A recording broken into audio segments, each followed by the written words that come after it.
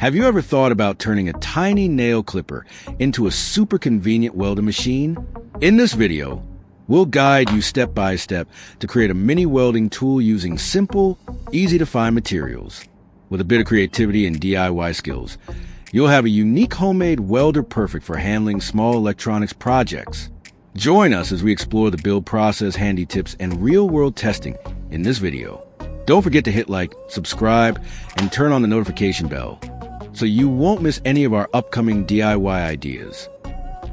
Here are the bolt and nut I prepared. I'll be using this bolt and nut to build a connection to the soldering tip, a simple yet crucial part that holds everything firmly in place and ensures stable performance during use.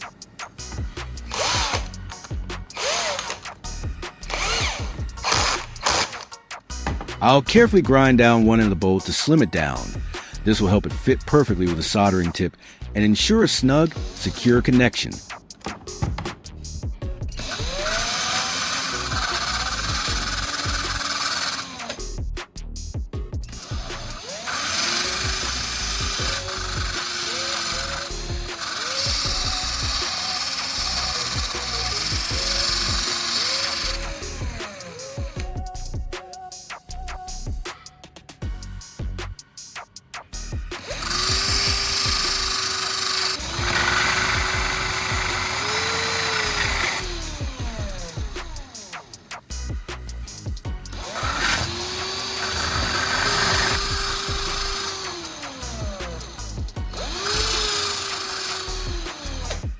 The tip is now nicely ground down, slim enough and ready to go.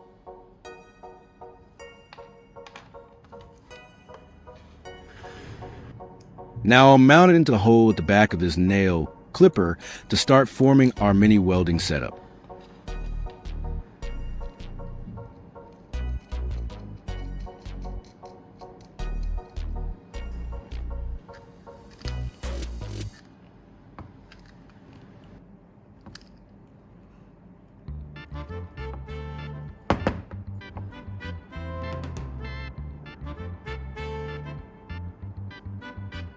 With the bolt securely in place, it's time to move on to the wiring, the heart of this DIY mini welder.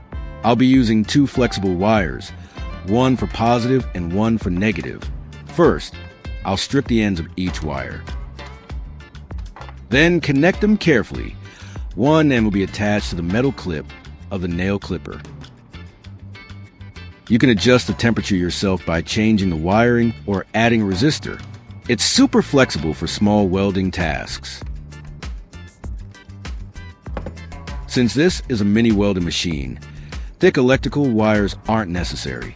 I'll use this type of wire and it will work just fine. To make it easy to hold and use, I'm adding a handle. This simple cylindrical piece will work perfectly for the job. This setup will allow electric current to flow through the tip, just like in a real soldering iron. To keep everything firmly in place, I'll use zip ties to attach both the wires and the nail clipper to the wooden handle. It's a quick, clean solution that holds everything tightly without the need for screws or glue.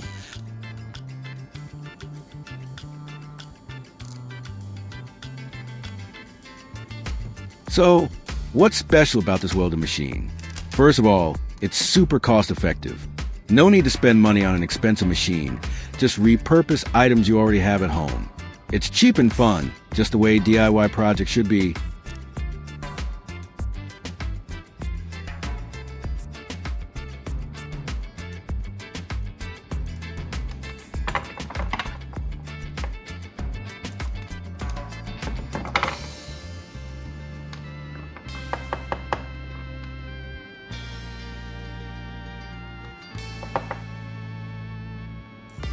To finish up this part, I'll use electrical tape to tightly secure the components and insulate the exposed wires. A simple but important step. Wrapping with electrical tape might seem simple, but it's a key step. It locks everything in place and provides crucial insulation for safe use. A tight, clean wrap makes the whole setup sturdier and safer.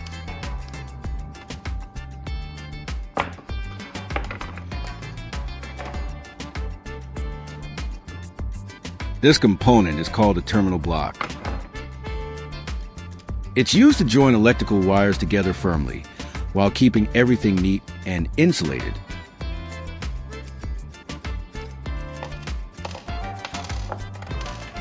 In this setup, the terminal block will serve as a connector between the bolt and the soldering tip, making the link both secure and easy to adjust if needed.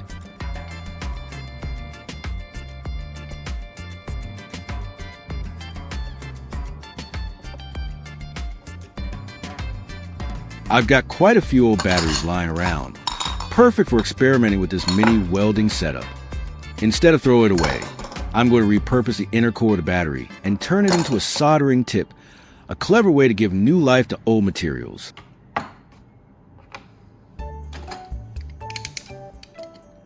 I'll carefully extract the inner core from one of these old batteries.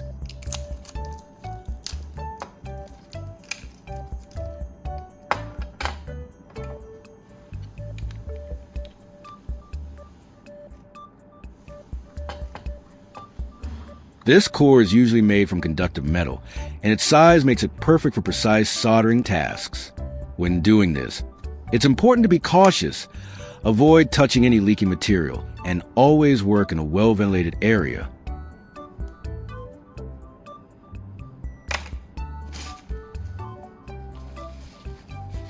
Once the casing is removed, I'll trim and shape the core to fit our terminal block connection.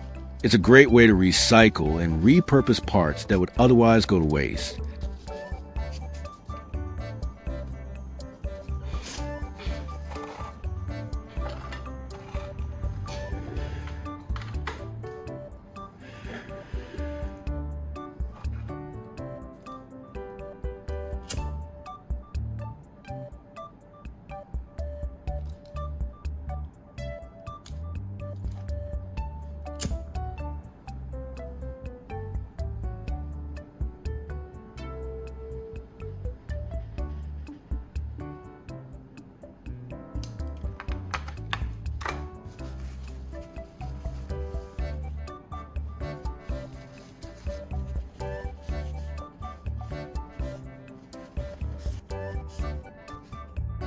Next, I'll grind the battery core to shape it into a fine soldering tip. This will help it heat up evenly and work more precisely. Now that it's been ground to the right shape, the core fits snugly into the terminal block.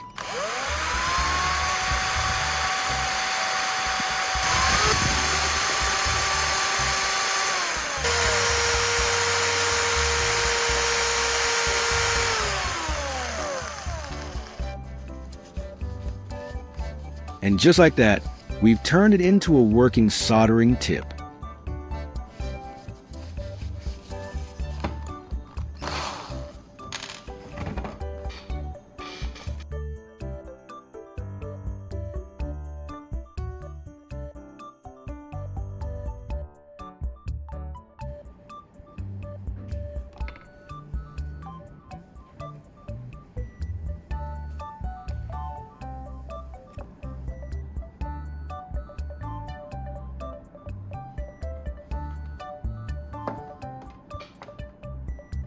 To complete the wiring, I'll attach an alligator clip to the other end.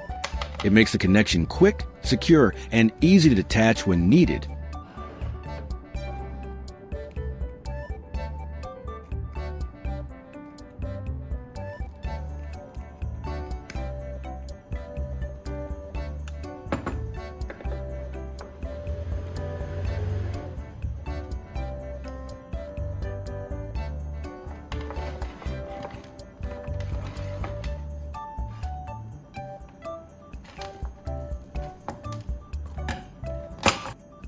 I'll add another wire to connect from a negative terminal.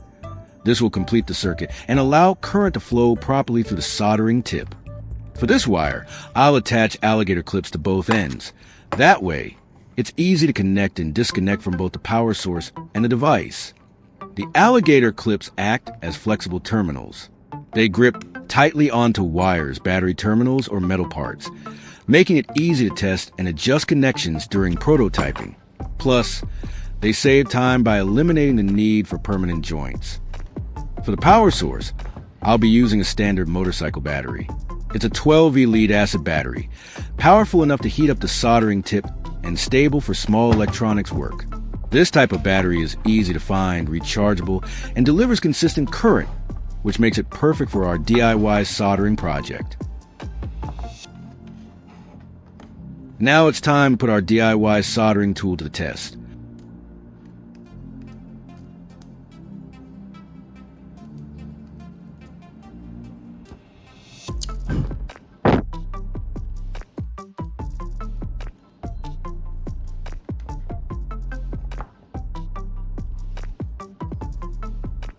I'll begin by trying to solder onto this razor blade, which is thin and metallic, making it a good challenge for the tool.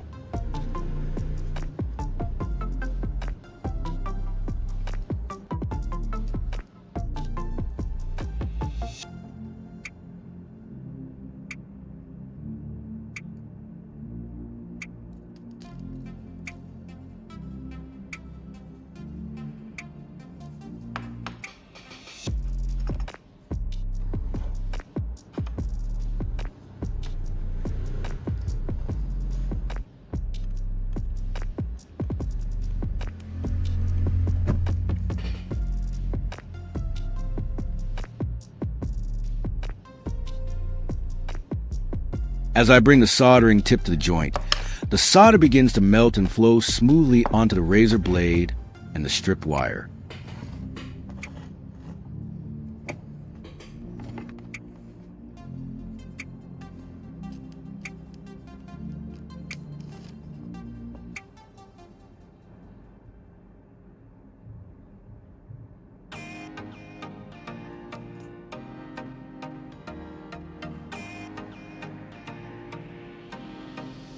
The tin spreads evenly, bonding the wire to the metal surface in a single, shiny solder joint.